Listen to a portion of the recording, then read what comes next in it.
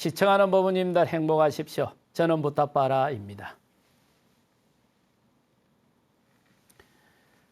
제가 부처님 가르침이 고스란히 담겨 있는 오리지널 불교를 하고 그리고 부처님 정통 수행법을 배우게 된 데는 몇 가지 인연이 있습니다.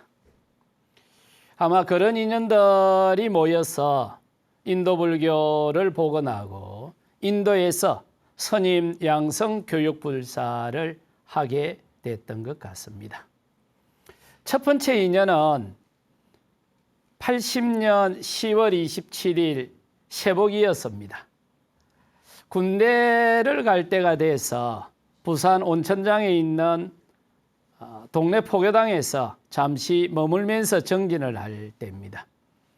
10월 27일 새벽 예불을 마치고 나오는데 정말 군인들이 연합 명 오더만은 그 신을 쉬는 대로 법당에 들어오고 스님들의 방문을 한부더럽 열고 한바탕 난리를 치고 가더만요. 나중에 알고 보니 그게 12.7 법난이었습니다. 600명 이상의 스님들을 연행해 가고 전국에 있는 사찰을 난리를 쳤던 겁니다. 그래서 그때는 그 의미가 뭔지 잘 몰랐습니다. 그리고 81년 3월에 군대에 가고 세상을 접하면서 그 행동의 의미를 제대로 알게 됐습니다. 그리고 나서 그때는 어린 마음에 분심이 좀 일어나더군요. 그래서 내가 가장 좋아하는 부처님 그리고 스님들한테 왜 저렇게 거칠게 대하지? 내가 부처님이나 스님들을 보호하겠다.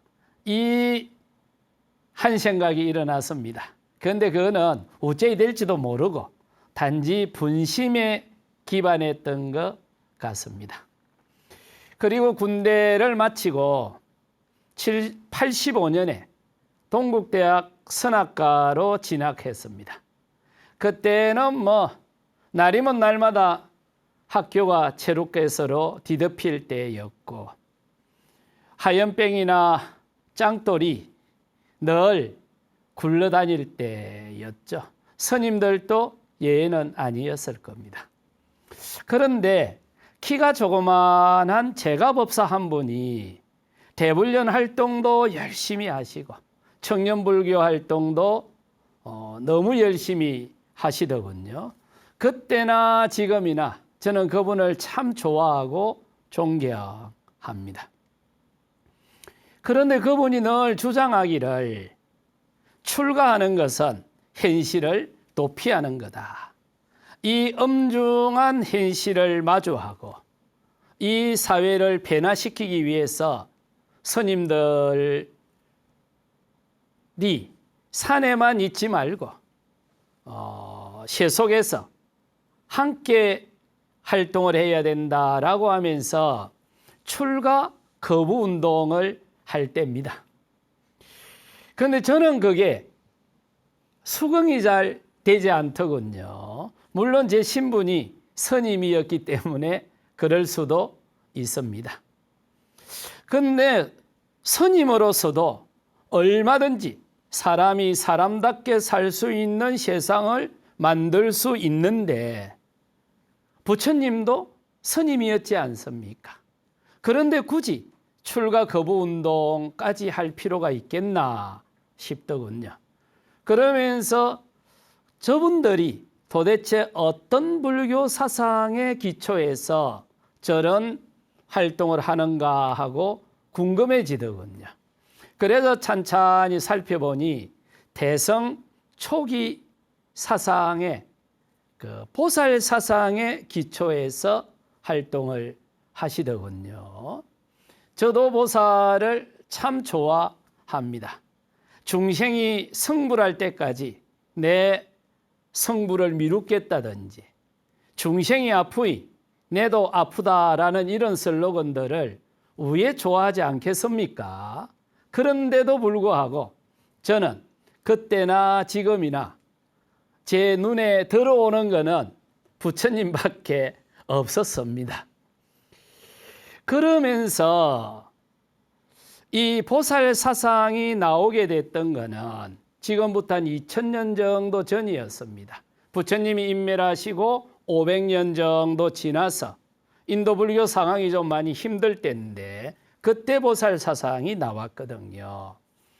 부처님 인멸하시고 500년이 지나서 새로운 변화된 현실에 부처님의 가르침을 적용을 하려고 하면 좀 새로운 해석이 나와야 된다. 이렇게 해서 보살 사상이 등장을 했습니다.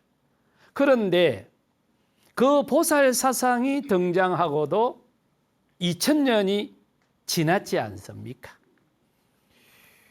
500년도 세상이 바뀌었다고 하는데 2000년이 지난 사상을 가지고 현실을 바꾸겠다라는 부분을 저는 수용이 잘 안 되더만요.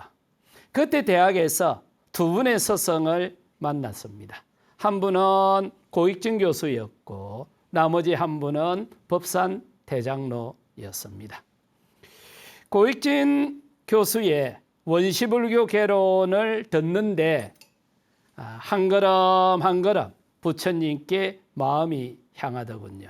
그런데 그분의 주장은 분명했습니다. 부처가 필요한가? 그러면 먼저 부처를 구하는 작업을 해야 된다. 참으로 울림이 컸습니다. 그런데 그분들의 주장을 찬찬히 보니 수행이 빠져 있는 거예요. 논리나 말은 참으로 좋은데 수행이 빠져 있는데 수행자로서는 어떻게 해야 되나 하고 고민이 될 때 법산대장로를 모시고 지도교수로 모시고 12년을 공부를 했는데 어느 날 그러시더군요. 부처님의 가르침은 사성제 8정도 안에 다 들어있다.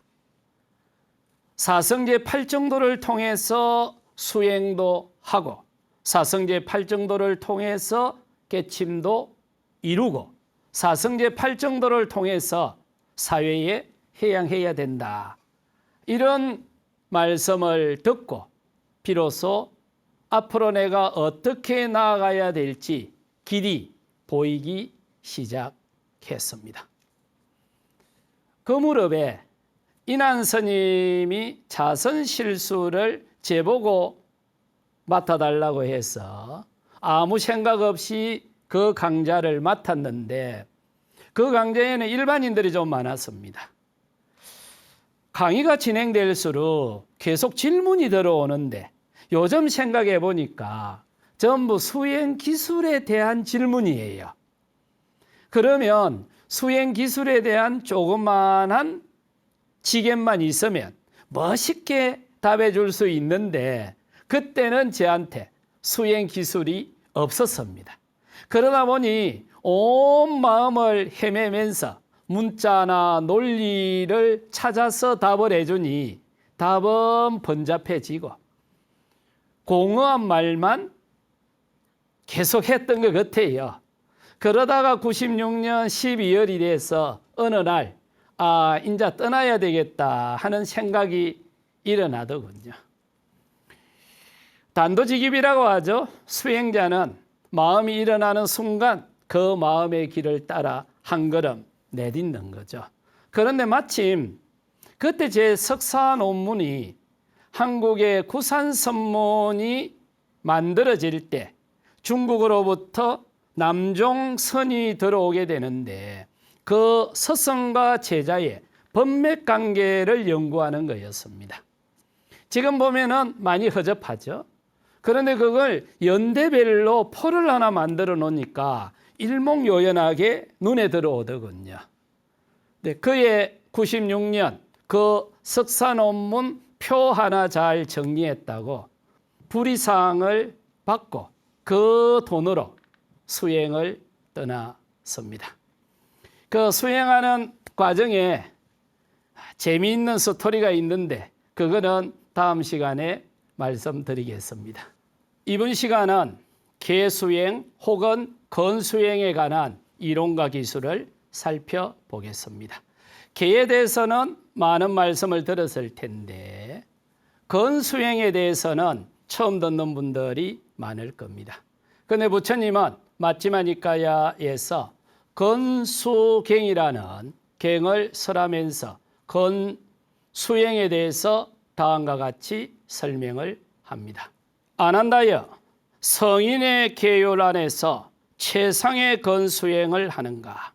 아난다여, 세상에서 비구에게 눈으로 보고 마음에 드는 것이 생겨나고 마음에 들지 않는 것이 생겨나고 마음에 드는 것도 아니고 들지 않는 것이 생겨나는데 그것은 조건 지어진 것이고 거친 것으로 영기적으로 발생한 것이다. 이것야말로 고요하고 수승한 것인데 이것이 곧 평정이다. 이렇게 설명을 합니다. 건수행을 하게 되면 우리가 접촉하는 현상에 내재된 실제를 통찰할 수 있게 돼서 마음이 평화로워진다라고 하는데 요 내용만 보면 사념처 수행이나 사티 수행과 별반 다를 것이 없습니다. 그런데 구체적으로 훈련을 어떻게 할 건가에서 확연히 다른 것을 볼 수가 있습니다. 이번 시간에는 그 부분을 살펴보도록 하겠습니다. 먼저 개수행을 살펴보겠습니다. 팔정도 수행책에는 개온, 정온, 해온 이렇게 팔정도를 그 특성에 따라서 세 묶음으로 분류를 하고 있습니다. 그 중에 개는 소문답경에 따르면 팔정도의 제3번 정어, 제4번 정업, 제5번 정명이 개온에 해당합니다. 먼저 정어를 살펴보면 거짓말하지 않는 것, 그리고 이간질하지 않는 것, 악담하지 않는 것, 꾸미는 말 하지 않는 것. 이 중에서 공동체의 화합을 깨트리는 핵심 조항이 바로 이간질하는 겁니다. 그래서 불교 전통에서는 이간질하는 사람은 파성가죄를 범했다라고 해서 성가에서 축주를 했습니다. 세속도 마찬가지일 겁니다. 공동체의 평화를 깨뜨리는 제1조항 여러 가지가 있겠습니다만 그 중에 하나가 이간질하는 겁니다. 다음으로는 정업인데 정업은 살생하지 않는 것, 훔치지 않는 것, 사음하지 않는 것입니다. 정명은 잘못된 생계수단을 버리고 올바른 생계수단을 취할 것. 전문적으로 이야기하면 사명을 버리고 정명을 취할 것. 이리 하는데 대사식경에 보면 스님들의 규정을 하고 있습니다. 점을 치지 말 것, 사기를 치지 말 것, 기만이나 요술을 하지 말 것, 그리고 고리대금도 하지 말 것. 그 당시에 했는지 그건 잘 모르겠습니다. 어쨌든 경에서 스님들은 이런 행위를 절대로 해서는 안 된다. 이렇게 규정을 합니다.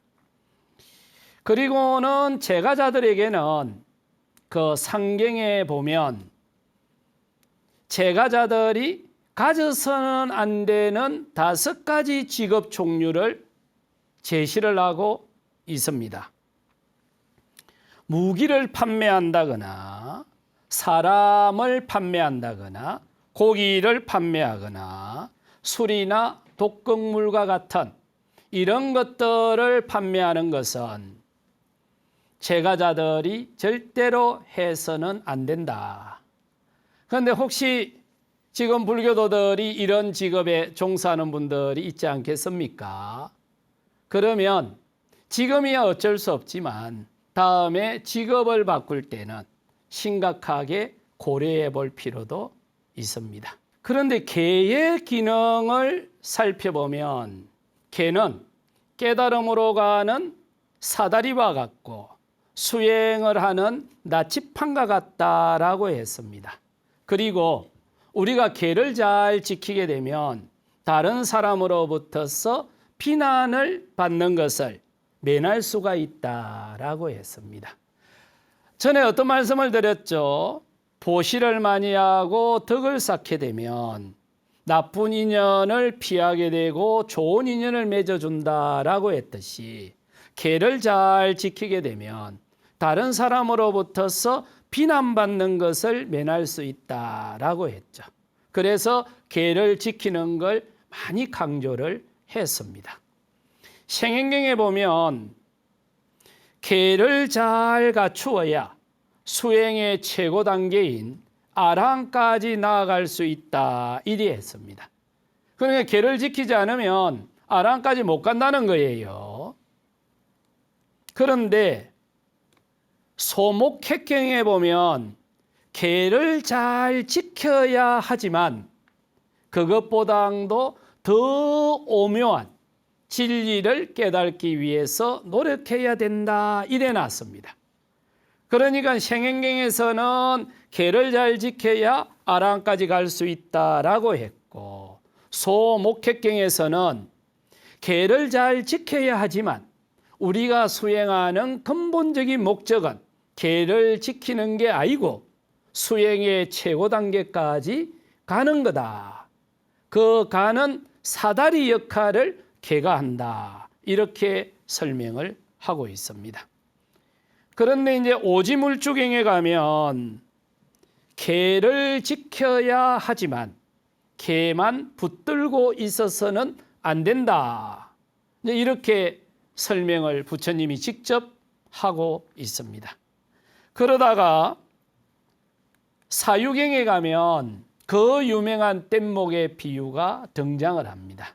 법도 버려야 하는데 비법까지 고집할 이유가 있나라는 말이죠.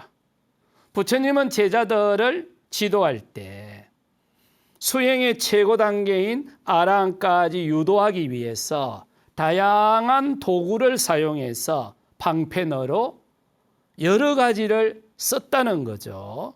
그래서 최고 단계까지 깨달음을 정득하면 방편으로 썼던 것은 내려놓을 줄 알아야 되는데 그 방편으로 사용했던 것을 짊어지고 간다면 무거워서 갈 수 없어 본질을 놓치는 거야.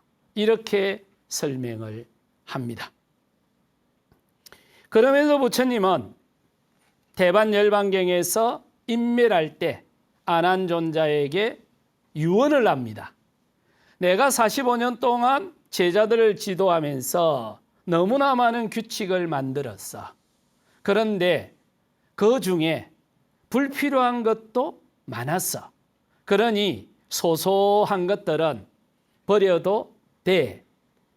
그런데 안한존자가 슬퍼서 운닫고 어떤 조항을 버려야 될지를 여쭤보지를 않으신 거예요.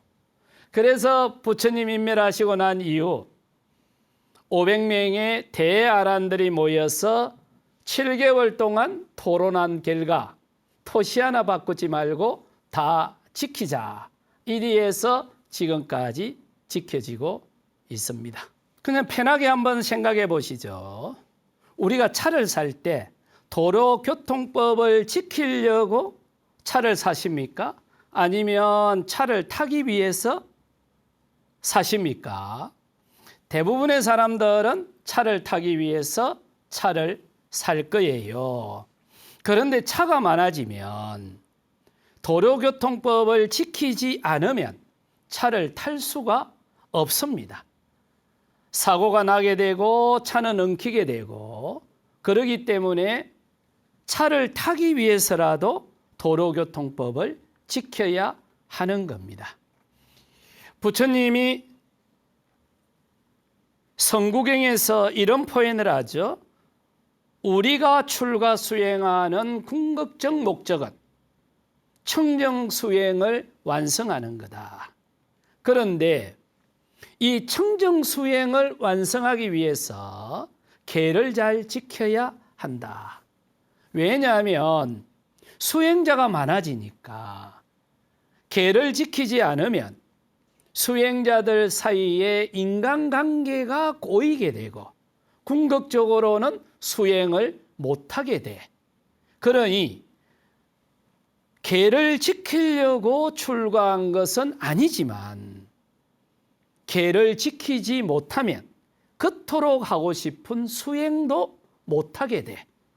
그러니 계를 잘 지키면서 수행으로 가는 방향을 결코 잊어서는 안 돼.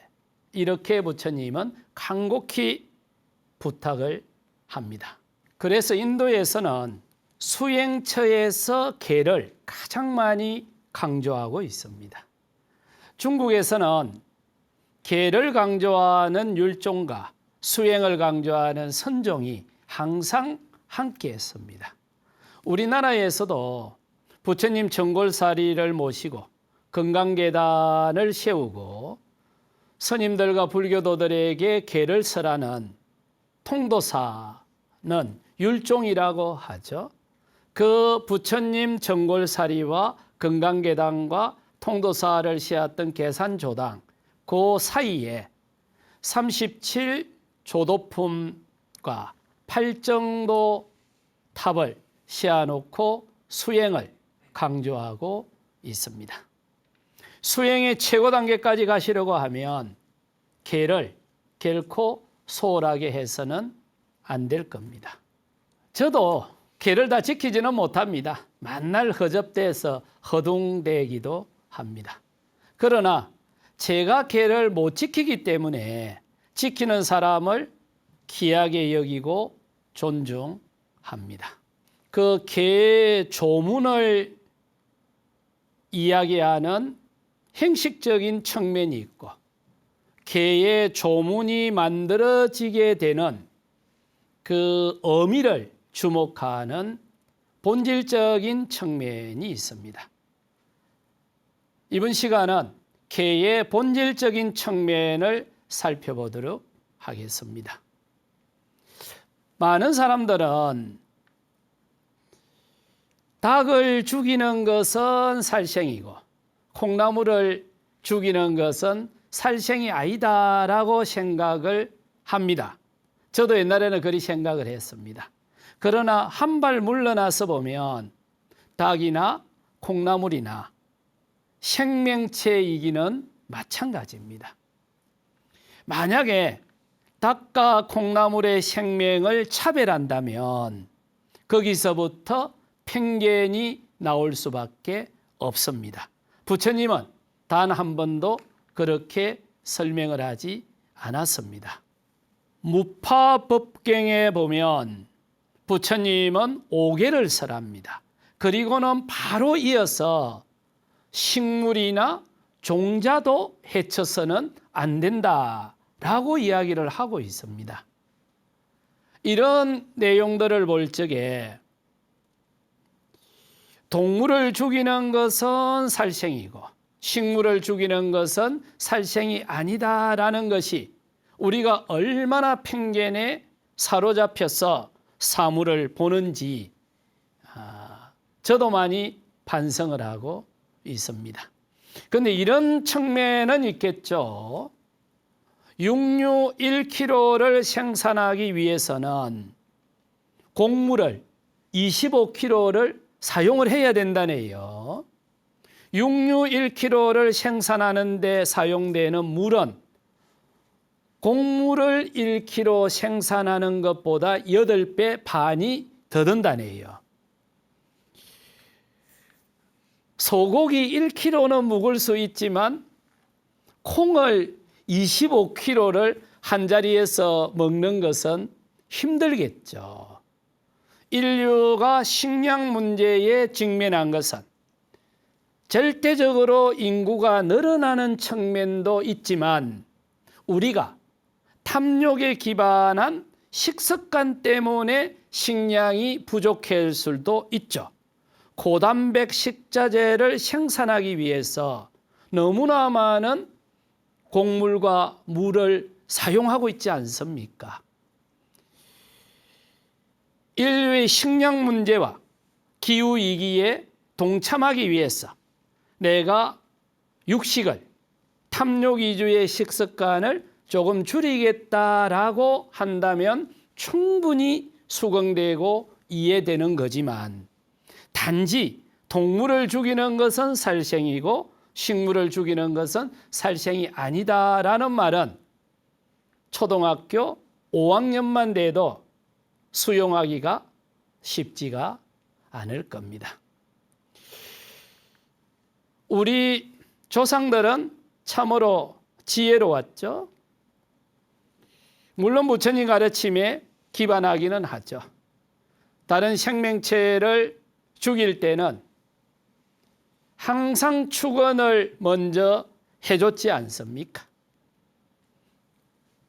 그 몸을, 고기를 나에게 보시하는 공덕으로 다음 생에는 죽어서 사람으로 태어나서 부처를 이루라고, 발보리심하시라고 축원을 하고 잡았지 않습니까?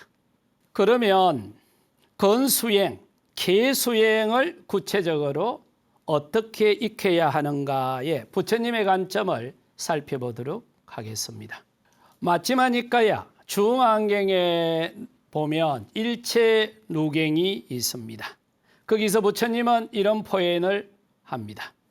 관찰함으로써 제거해야 될 아사바는 관찰함으로써 제거해야 하고 보호함으로써 제거해야 하는 아사바는 보호함으로써 제거해야 하고 수용함으로써 제거해야 하는 아사바는 수용함으로써 제거해야 하고 참음으로써 제거해야 하는 아사바는 참음으로써 제거해야 한다.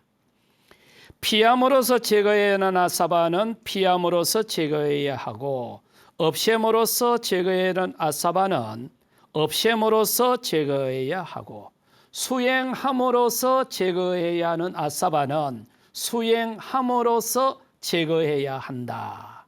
이게 일체루경에서 부처님이 제자들에게 간곡히 당부한 법문입니다. 흔히 아스피린 처방이라고 하죠. 머리가 아파도 아스피린, 배가 아파도 아스피린을 처방한다는 말에 빗대서 한 말일 겁니다. 수행이 만병통치약은 아닐 겁니다. 수행을 통해서 제거할 수 있는 아사바는 일체누경에 따르면 탐진치, 삼독신과 같은 마음 현상이다라는 거예요. 그러니까 탐진치, 삼독심으로 인해서 일어나는 고통은 수행을 통해서 제거할 수 있다. 그런데 여기서 부처님은 그럼 코끼리나 사자는 우회할 건데 그거는 피하는 게 제일 좋다. 그러니까 코끼리나 사자를 마주하고 그걸 알아차림한다고 해서 위협이 닥쳐오는 것은 아니다. 그러니 코끼리나 사자와 같은 아사바가 발생을 하면 그거는 당연히 피해야 된다. 그러면 더위는 어째야 됩니까? 추위는 어째야 됩니까? 그러니까 부처님이 그거는 견디야 된다. 요즘은 에어컨도 있고 온열기도 있지만 2600년 전에는 그런 게 없지 않습니까? 그러니 인력으로는 어떻게 해볼 수가 없는 거죠. 이런 아사바는 인내로 참음으로써 견딜 수밖에 없다. 이렇게 했죠. 그러니 부처님 같은 경우도 몸이 아프면 의사한테 가, 마음이 아프면 내한테 오세요. 이렇게 정확하게 영역을 구분했고 그 영역을 함부로 침입하지 않으려고 했습니다. 저는 부처님을 존경하는 것 중에 하나가 바로 이겁니다. 어떤 경우도 부처님은 아스피린 처방을 하지 않았다는 겁니다. 원인에 따라서 정상에 따라서 처방을 했고 수행으로서 해결할 수 있는 것은 우리 마음 공간 속에 떠오르는 탐진치, 삼독으로 인해서 고통받는 현실이다. 이렇게 봤던 거죠. 첫 번째로 건수행을 익히는 것은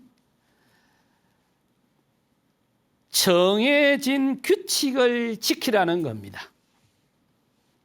그래서 부처님은 산수목건령에서 준말을 길들이듯이 수행을 하러 오면 규칙을 정해주고 그 규칙을 지키도록 해라 그럽니다. 그런 경우 있습니까?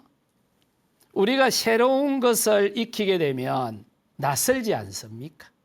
이럴 때 우리가 거기에 적응을 해야 되는데 어떻게 적응을 하느냐 하면 규칙을 정해놓고 가급적 그 규칙을 지키려고 노력해라. 그러면 그 규칙을 지키는 과정에서 자신도 모르게 서서히 사유화가 되고 몸과 마음이 적응되게 된다. 이 조어지경에 보면 야생 코끼리를 길들이듯이 수행하러 오는 사람이 있으면 사념처 수행을 가르쳐줘서 그 사념처 수행에다가 꽁꽁 묶어놔라 이랬습니다. 그 야생 코끼리를 길들일 적에 첫 번째 길들이는 방법이 공터에 묶어놓는 거라네요. 그렇게 묶어놓으면 요동을 치다가 설설 숲속에서의 생활을 잊어버리고 길들여지기 시작한다. 그러면 수행하러 오신 분들에게는 어떻게 해야 됩니까? 수행하러 왔으니 개라고 하는 규칙을 지켜주고 그리고 나서 수행을 먼저 가르쳐줘서 개와 수행으로 꽁꽁 묶어놔라. 처음에는 요동을 치고 몸부림을 치겠지만 서서히 수행자가 돼 간다. 부처님이 이렇게 표현을 하신 거예요. 이게 건수행이고 개수행이다. 이렇게 하십니다. 다음으로는 두 번째 기술은 불필요한 것은 피해라입니다. 불설신모 수의경에 따르면 수행자가 올바르게 열반을 지향할 때는 부적절한 것을 지향하지 않는다. 부적절한 감각 대상을 피함으로써 탐욕이 그의 마음에 침입하지 않으면 괴로움에 시달리지 않는다. 이렇게 표현을 합니다. 그러니까 첫 번째 수행자들에게는 규칙을 정해주고 두 번째로는 불필요한 것은 피하는 게 제일 좋다 이러셨죠. 저희들이 어려서 철없을 때 한 건 저지르면 어른 스님들이 그러지 않습니까? 꼭 가지 말아야 될 곳에는 안 가면 될 텐데 안 가도 될 만한 데 가서 시비거리에 휘말려 온다라고 하죠. 피할 수 있다면 피하는 게 최고 상책이다. 충분히 수행이 성숙되면 어디를 가든지 물들지 않겠지만 수행을 익혀가는 과정에서는 환경의 영향을 많이 받을 수 있기 때문에 피할 수 있다면 피하고 하지 않을 수 있다면 하지 않는 게 제일 좋다. 그러니 법구경 7불통계에서도 계속 강조하듯이 피할 수만 있다면 악은 피하시고 행할 수만 있다면 선은 행하세요. 그렇게 서서히 수행자로 익어갈 겁니다. 이런 표현을 하는 거죠. 이게 개수행, 건수행의 두 번째 항목입니다. 개수행, 건수행의 마지막이죠. 마지막이니까야 건수행 경에 파라사리아 브라마는 제자에게 건수행은 눈으로 보지 않고 귀로 듣지 않는다고 설합니다. 그러나 부처님은 그런 수행은 청각장애우나 시각장애우도 할 수 있다고 본다. 최상의 건수행이라고 하는 것은 대상을 접촉하고 일어나는 느낌에 내재된 실제를 통찰하는 거다. 이렇게 설명을 합니다. 우리가 살아가면서 끊임없이 대상을 접촉을 하죠. 어떨 때는 피해야 될 거고 어떨 때는 규칙을 정해놓고 지켜야 될 텐데 그렇게만 살 수가 없을 겁니다. 끊임없이 대상을 접촉을 할 수밖에 없는데 그때마다 마음이 흔들린다면 이 불편에서 어떻게 사노? 그러니 현상을 접촉하고 일어나는 마음 현상에 그 현상에 내재된 실제를 통찰할 수 있다면 비로소 벗어날 수 있다. 이게 건수행에 지향하는 바였습니다. 개수행, 건수행은 세 가지 기술을 사용합니다. 하나는 규칙을 정하고 그 규칙을 준수할 것. 두 번째로는 불필요한 것은 가급적 피할 것. 세 번째로는 현상을 보면서 현상에 내재된 실체를 통찰하려고 노력할 것. 이 세 가지 수행 기술을 몸에 익히시면 머지않아 부처님 최상의 법을 깨닫게 될 거다라고 부처님이 말씀하셨습니다. 지금까지 수행의 기준, 명상의 표준, 부처님 수행 기술의 붓다빠라였습니다. 함께한 부부님들 행복하십시오. 저는 다음 시간에 뵙겠습니다. 이마야 담마 누담마 빠띠빠띠야 부땅 푸제미 이마야 담마 누담마 빠띠빠띠야 담망 푸제미 이마야 담마 누담마 빠띠빠띠야 상강 푸제미 사두 사두 사두